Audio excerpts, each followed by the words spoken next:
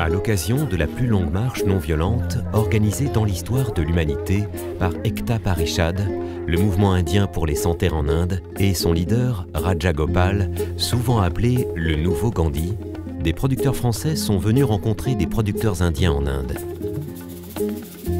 L'objectif de la rencontre était d'échanger autour du commerce équitable et de l'agriculture au Darjeeling et en Inde. Puis de participer à la grande marche non violente entre Gwalior et New Delhi, afin de soutenir les sans-terre dans leur combat pour l'accès à la terre et la préservation de la biodiversité. Que ressortira-t-il de cette rencontre entre producteurs du Nord et du Sud? De leur participation à la marche? Aboutira-t-elle à un succès pour ces millions de sans-terre en Inde qui marcheront pour défendre leurs droits vitaux?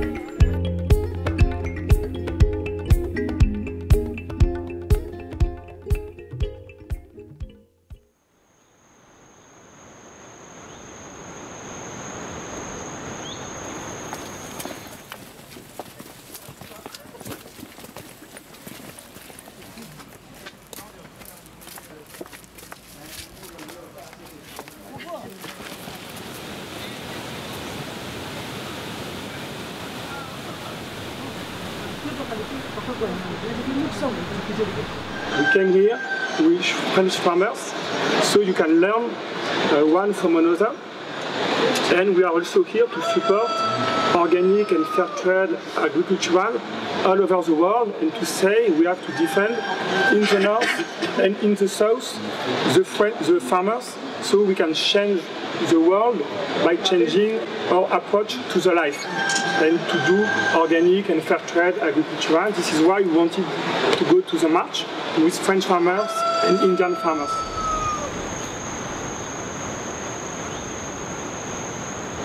We use all these natural fertilizers like cow manure, that is the compost one, not the raw one. Non-organic like chemicals, also fertilizers also, because we can't afford all these things. Because we don't know, we don't have any knowledge about fertilizers. We practice only the traditional one, like what our forefathers used to do.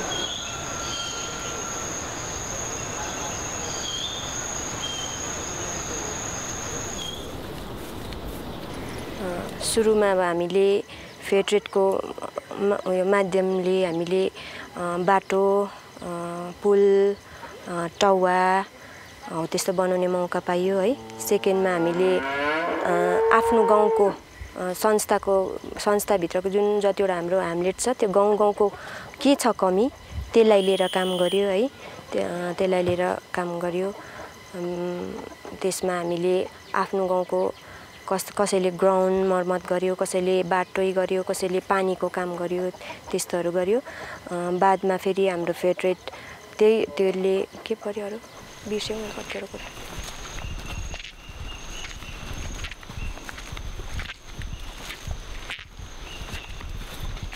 On se compare pas, mais on revient un peu sur ce qu'on vit nous-mêmes dans nos campagnes. On se dit qu'il nous manque beaucoup de choses, quoi. Beaucoup d'énergie, beaucoup de ferveur, beaucoup d'amour de la nature, même si on essaye, nous, de faire ça à notre échelle dans nos champs. Ça leur prend du temps, ça leur prend de l'énergie, ça leur prend... Mais ils vivent, quoi.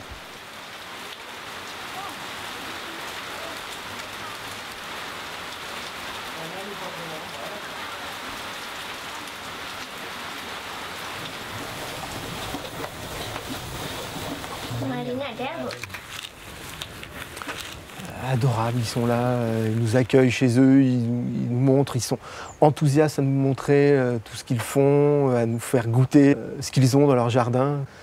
Ça, c'est des choses, ça ne peut pas nous arriver chez nous. Ça. Personne ne nous accueille comme ça. On a perdu ça.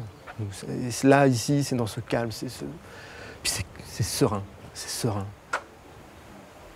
Génial.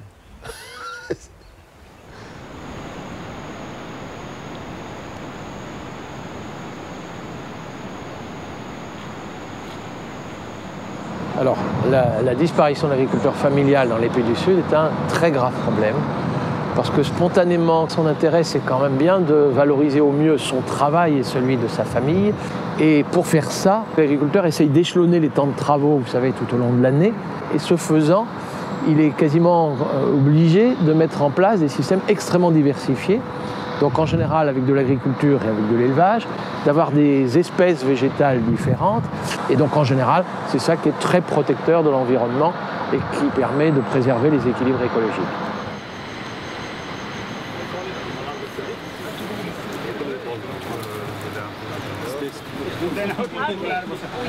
This is blister. C'est vachement trié ici, j'imagine. Non, c'est léger, hein. Ouais. Ça sent bon, t'as senti? Quand on a déjà un peu compris l'histoire de ces gens, les quelques années passées et leur schéma de construction de leur coopérative, on s'aperçoit que, en fait, tout peut se reconstruire, tout peut être vraiment tiré par le haut pour améliorer le fonctionnement général de leur ferme, leur autonomie, l'augmentation de leur niveau de vie, et tout ça en respectant les équilibres naturels, en étant sur des méthodes vraiment agroécologiques. Hein. Et ça donne vraiment beaucoup d'espoir, même pour nous en tant que producteurs occidentaux, de reconsidérer notre territoire, de reconsidérer nos fermes, de reconsidérer la façon dont finalement on peut recréer encore plus de diversité, d'autonomie, de richesse, d'emploi, d'émulation aussi, et puis de lien social.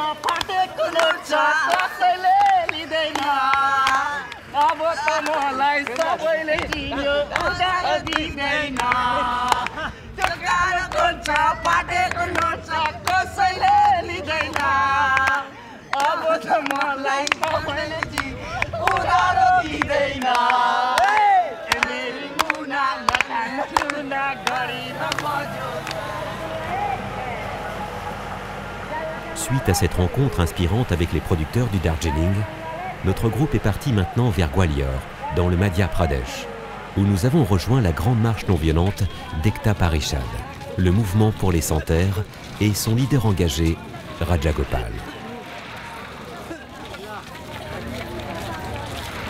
This is a march of the landless people. Landlessness is acute in this country, and unless people come on the road and walk, the government is not going to take any policy change, make any policy change. So in 2007, 25,000 people walked. This time again, more people are walking. We are only registering our case, saying that, look, unless you change your policies, poor people cannot get land. If poor people cannot get land, they can't have identity, dignity, and justice. So for the identity, dignity, and justice, we want government to take measures to redistribute land to the poor people so that they can have land for shelter, land for producing food. This is the agenda, and you can see large number of people walking. It's basically representation of a very large number of people in this country who are landless, who are completely assetless, and they are struggling for the last many, many years to get a piece of land so that they can have identity of their own.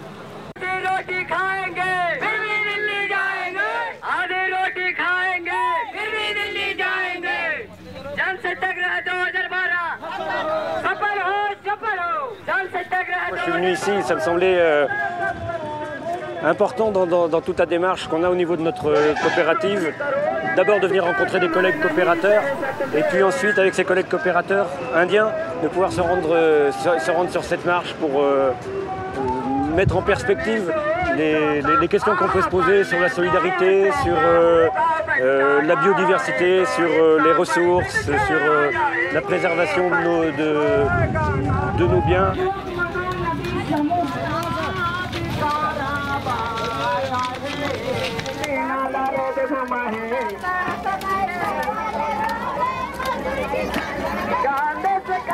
I think we've been very effective at mobilizing this 35,000 people with us today. There's about 30% women. We tried to raise it to 50% because we felt women's presence is most important. Women are the ones that hold on to land. They will not give up the land. They are the ones that do the agriculture. Women are the farmers, so we want them to have the rights to do the farming, because without land rights, we feel we cannot eradicate poverty. यो संस्था सुरु भएकोदेखि चाहिँ है हामीलाई भाइ रोशनहरूले नै नारी सङ्गठन दिनुभयो है। त्यसमा चाहिँ मिटिङतिर बोलाएर हामीलाई पहिला चाहिँ हामीलाई के थियो भने यहाँनिर नारीहरू मिटिङमा जानु हुँदैन भन्थ्यो सबैजना हामी है भन्थ्यो, र पनि हामी मिटिङमा आउँथ्यौँ। त्यहाँदेखि हाम्रो मन्थली सेभिङ 50-50 रुपियाँ उठाएर इन्डियन ब्याङ्कमा डिपोजिट गरेर त्यहाँबाट लोन लिएर है हामीले सुँगुरहरू पालेर अदुवाहरू किनेर बारीमा लाउँथ्यौँ। हामीलाई धेरै राम्रो भएको थियो नारी सङ्गठन खोलेको चाहिँ।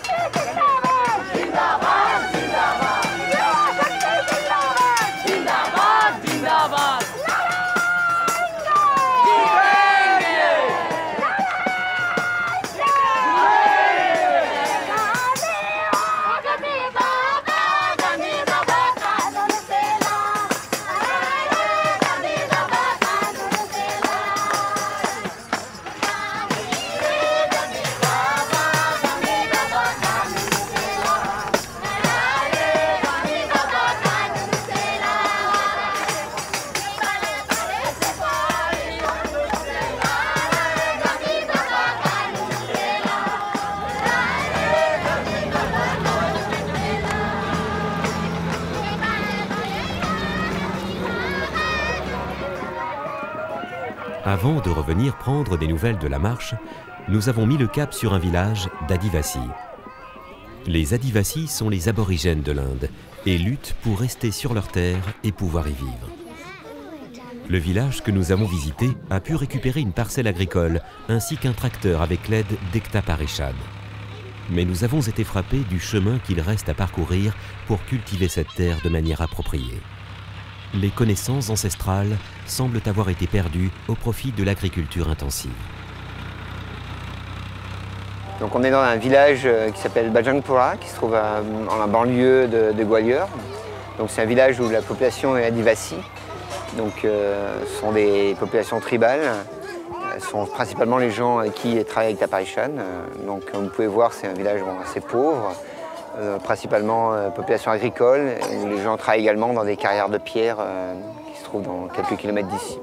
Donc ils vivent de la terre et donc ils cultivent des céréales et des légumineuses, donc des pois chiches, également de la moutarde et des légumes.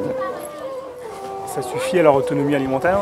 Alors, ça suffit presque à leur autonomie alimentaire, mais ça ne couvre pas tous les autres besoins, donc santé, éducation, transport, etc.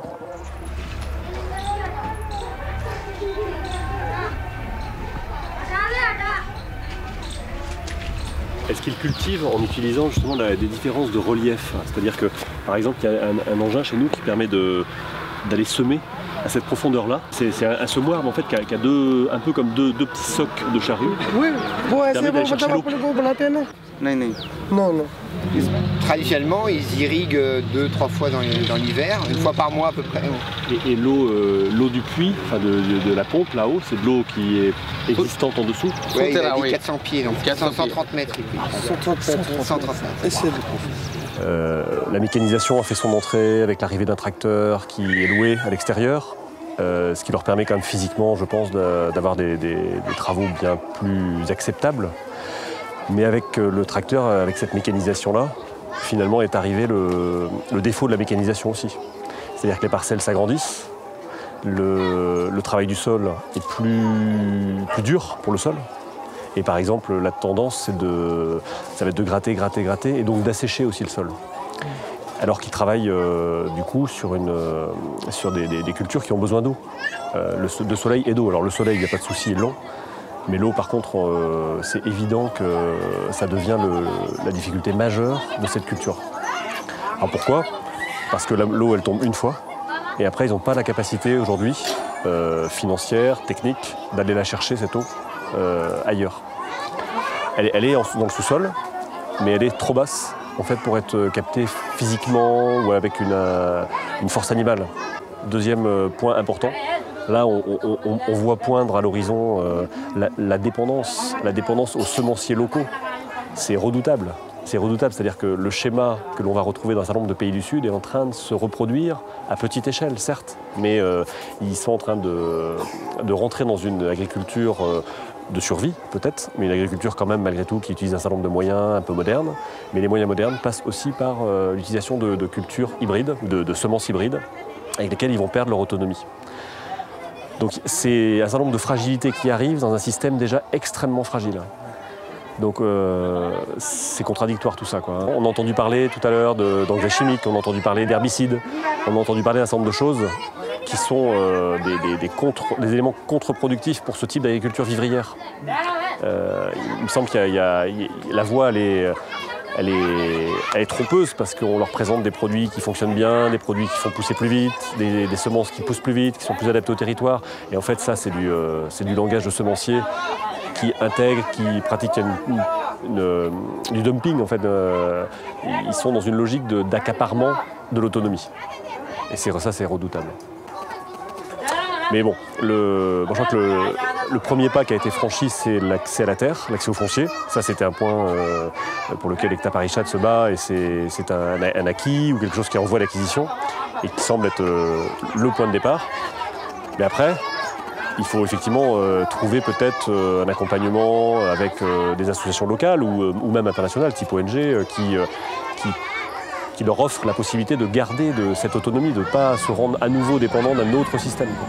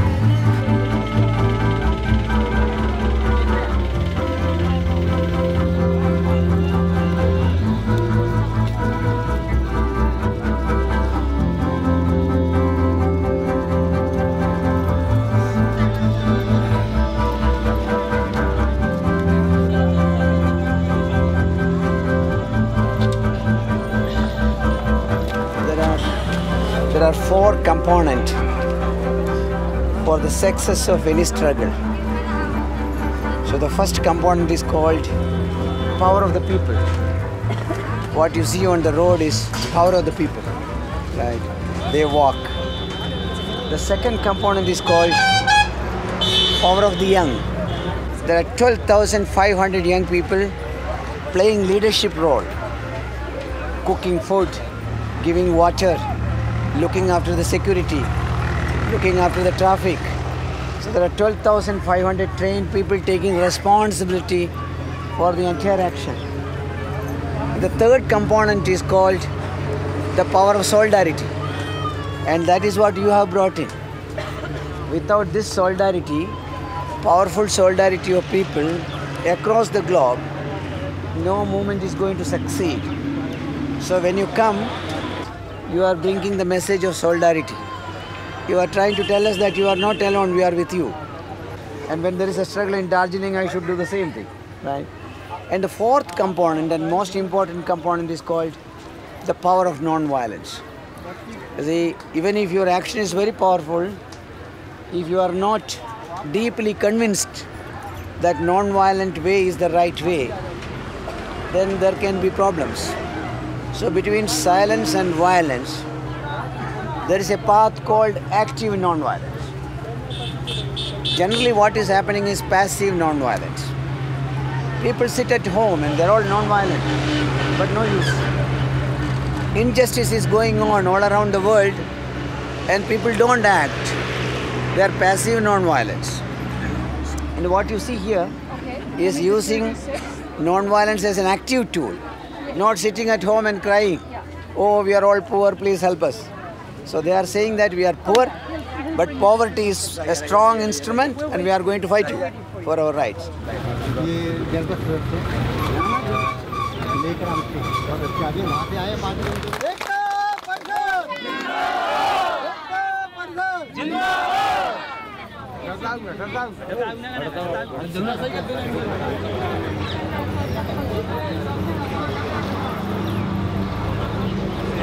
Extraordinaire de voir des gens dont rien a priori nous rapproche au niveau des rythmes de vie, des coutumes, des mœurs, et puis en même temps, un regard se croise, un sourire, des fraternités qui s'établissent, et on arrive à se comprendre sans se parler, et je trouve ça magnifique. Et puis alors au niveau de la réalisation d'une action comme celle-ci,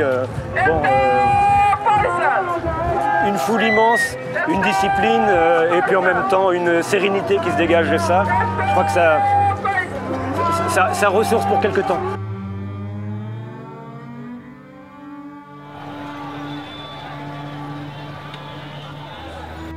L'économie nous amène à penser qu'il faut qu'il y ait une croissance perpétuelle, ce qui est impossible dans un monde dont les ressources sont limitées. Ce n'est pas du tout le cas dans la nature. Aucun arbre ne monte jusqu'au ciel, évidemment. La nature, c'est l'idée d'équilibre, c'est une autre idée. L'économie ne sait pas très bien se réguler, d'où le spectacle qu'on a actuellement avec cette effrayante crise économique. La nature s'est régulée.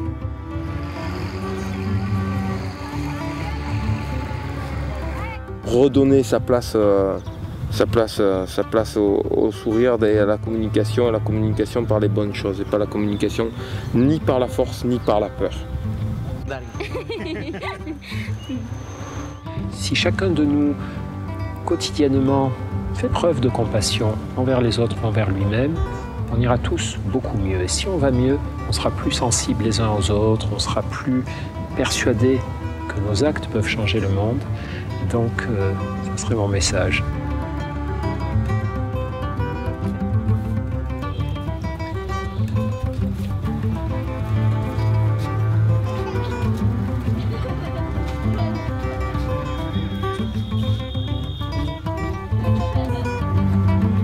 Est-ce que vous pensez que les mentalités commencent enfin à changer et que l'agroécologie, on se dit, bah oui, ça peut nourrir la planète?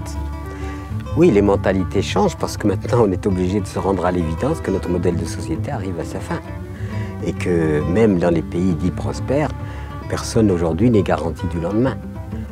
Quant à l'agroécologie, il est à recommander impérativement parce qu'on ne pourra pas continuer avec une agriculture qui, pour produire, doit détruire.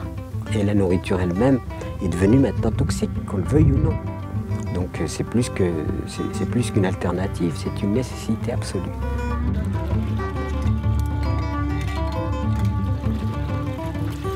Vous parlez souvent de sobriété heureuse.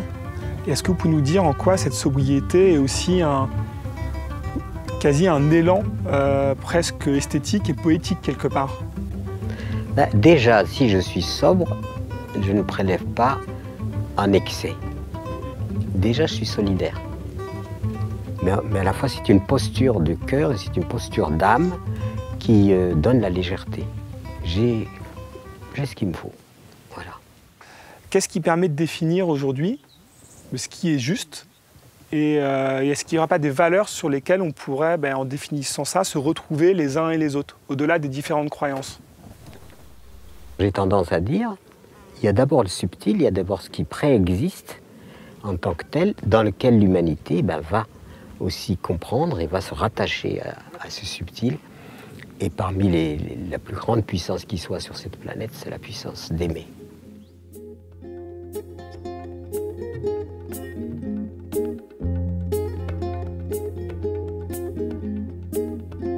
À notre retour en France, nous avons appris qu'un accord venait d'être signé entre le gouvernement indien et Ekta Parishad. Il prévoit notamment une réforme agraire afin de permettre aux sans-terre de rester sur leurs terres d'origine et de pouvoir les cultiver. C'est une grande victoire pour Ekta Parishad et les paysans sans-terre d'Inde.